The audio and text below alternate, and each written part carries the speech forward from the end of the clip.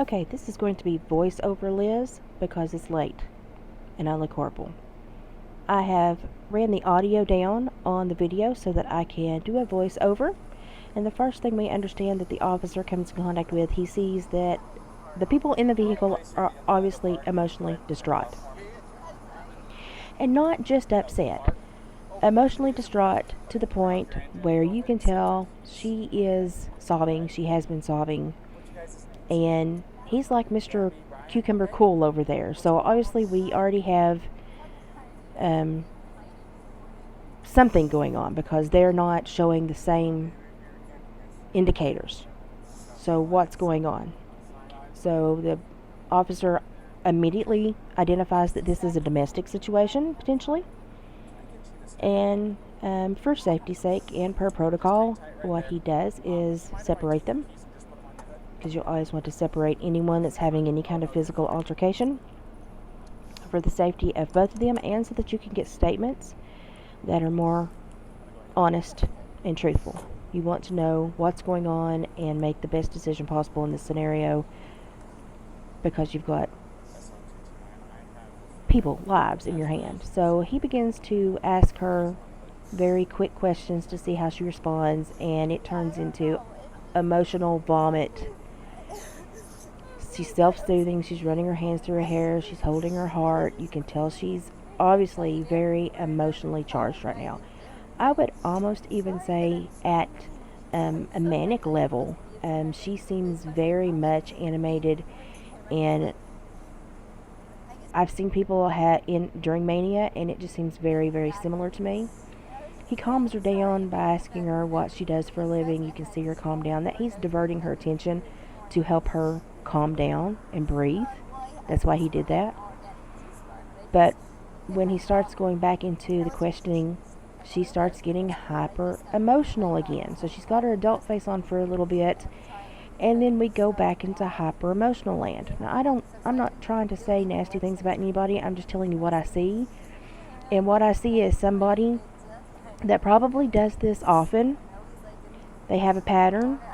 She's self-soothing. She's doing repetitive gestures that tells me this is something that she's patterned into. She has a pattern to handle with it, to cope with it. And she's easily emotionally triggered. And she states she has OCD and some other anxiety issues. So now we have a potential red flag. And not a good one. So he sends her in the squad car in the AC, and he comes get him. Now see how he walked out? He walked out like a 5th grader going to the lunch line, not sure of where he was going.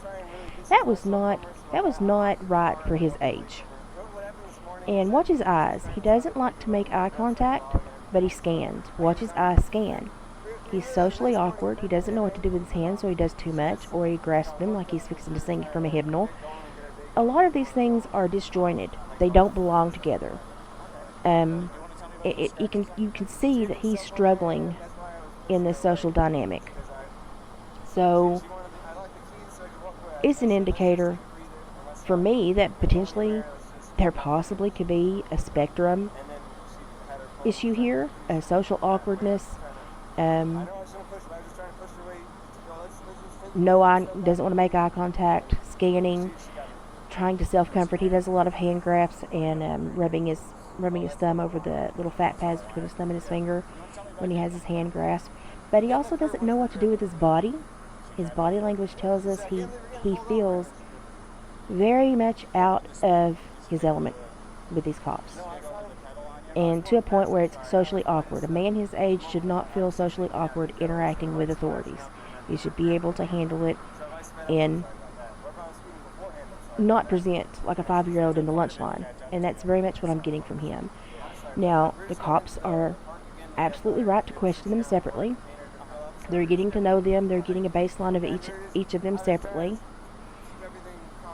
And the stories are pretty congruent, except for he says she grabbed the wheel, she said she didn't. But again, it's probably somewhere in the middle, like the cops said. I agree with the cops. When he goes to sit on the curb, I could not believe, he says like they're looking for weapons in his belt line here to make sure he's not armed. They make him sit down, and he says something like crisscross applesauce or something with your legs. What man? of that age says that. That concerned me. So here we are at the back of the van, and they're talking to him some more. Watch again, the social awkwardness, the hand clasping, the bowed head, no eye contact, scanning. Socially, just awkward. His movements are disjointed and awkward. He does not know what to do with his body. Some of this could be nerves, but I think from the level of awkward that I'm getting and the high emotion that he's showing, he shows more emotion just talking to the cops than he had in the van when she was going ballistic. So, is he comfortable with that and just uncomfortable here? Or is it just because he's comfortable in the relationship and uncomfortable here? We have to think about things like this. Once again, clasping his hands like a little 5-year-old in prayer meeting would do. This seems so strange for a man his age to do, to present that way. Most men would be leaned up against the van talking to the cops or something else, but he presents very, very much as a child. And is that a ploy, or is that, consistent behavior for him? Do we have adults that are emotionally and mentally younger than they are? Do they have a deficit in handling their emotions? Could it be because of anxiety issues or neurological issues or spectrum disorders? All of this is just kind of stuff I'm spitting out, just my observations.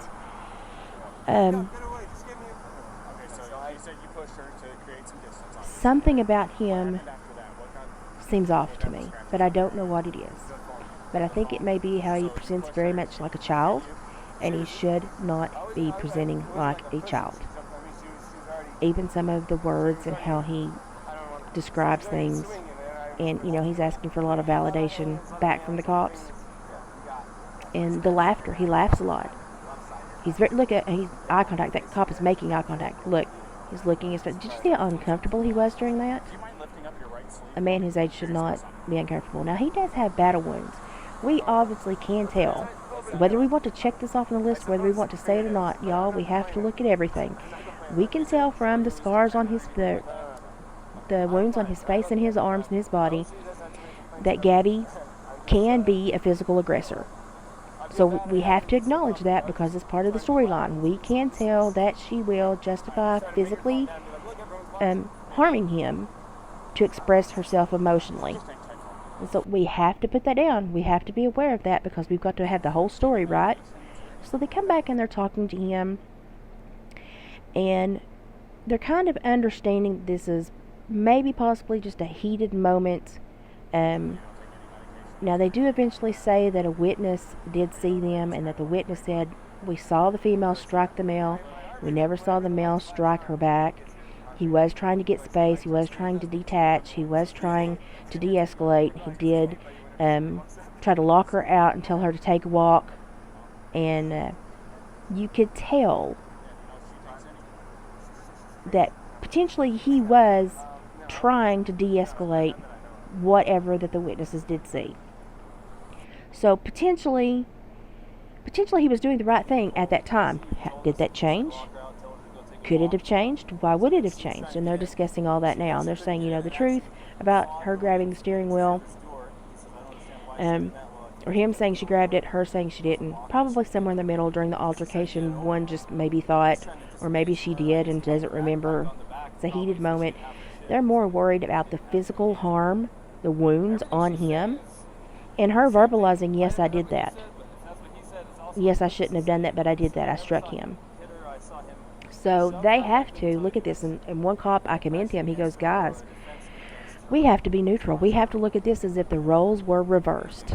Absolutely, 100%. You have to obey the law, no matter what sex the people are. And so I agree with that officer. I commend him. Good job. And he has to say, listen, it points that she's the aggressor, and we don't have any recourse but to press charges, to take her in and do this report that she's the aggressor and he's the victim. And you can see they're struggling. And it's because probably of the mousy behavior, the childlike behavior, the small stature. They're struggling. You can tell they struggled with it for a moment, bless their hearts. But I think they made the right decision. They definitely needed to be separated. There's definitely a domestic occurring. And if he wants to go through the charges, he'll have a day or two to calm down before he goes and can try to get the court to dismiss them and let them go, or what's going to happen. So they did absolutely the right thing.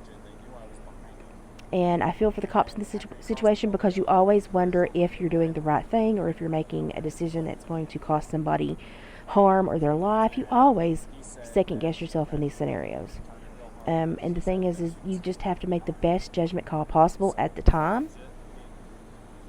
And you have to be satisfied with that, because you can't figure out everything in the small window that you have to speak with these people and handle. You meet everybody on the worst day of their life. And when you get used to seeing people at their worst, you can become numb. These guys did an excellent job, because they were discussing it and bringing up some very valid points. They do decide that with the witness statement and the behavior they're seeing here, that it's safer to separate. I've not seen all of this, so I'm going through it with you as I've just seen the spots that I've seen. So I don't know if they end up taking her to jail or just telling them to separate and have no contact until it can be handled through the courts or what. But I know they separate them. So absolutely made the right call.